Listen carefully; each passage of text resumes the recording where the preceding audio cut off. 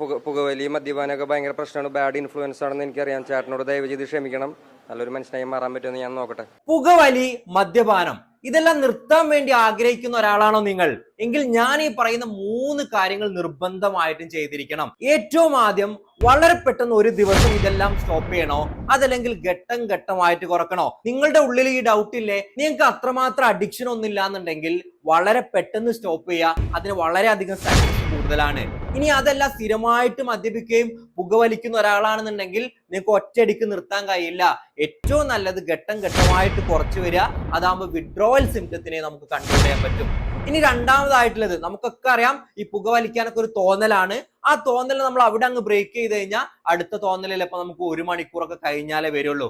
അതെങ്ങനെ ബ്രേക്ക് ചെയ്യാന്നല്ലേ? 4 ഡികൾ ശ്രദ്ധിച്ചാൽ മതി. കൃത്യമായിട്ട് ഡിലേ ചെയ്യാൻ നമ്മള്. രണ്ടാമതായിട്ട് വെള്ളം കുടിക്കുക, ഡീപ്പായിട്ട് ഒരു ബ്രീത്ത് എടുക്കുക, ഇതിനെ ഡിസ്ട്രാക്ട് ചെയ്യാൻ പറ്റുന്ന രീതിയിൽ എന്തെങ്കിലും ചെയ്യുക. മൂന്നാമതായിട്ടുള്ളത്, വൺസ് നിങ്ങൾ പൂർണ്ണമായിട്ട് സ്റ്റോപ്പ് ചെയ്ത് കഴിഞ്ഞാൽ 21 ദിവസം നിങ്ങളുടെ മനസ്സിലുണ്ടായിരിക്കണം. കാരണം നല്ലൊരു ശീലം തുടങ്ങാനും നിങ്ങളുടെ ഒരു ദുശീലം അവസാനിക്കാനൊക്കെ വേണ്ട ഒരു സമയം എന്ന് പറയുന്നത് 21 ദിവസമാണ്. ഇത് നമ്മൾ കൃത്യമായിട്ട് ഫോളോ ചെയ്യാന്നുണ്ടെങ്കിൽ ഏത് അഡിക്ഷനും നിങ്ങൾക്ക് പൂർണ്ണമായിട്ട് സ്റ്റോപ്പ് ചെയ്യാൻ പറ്റും.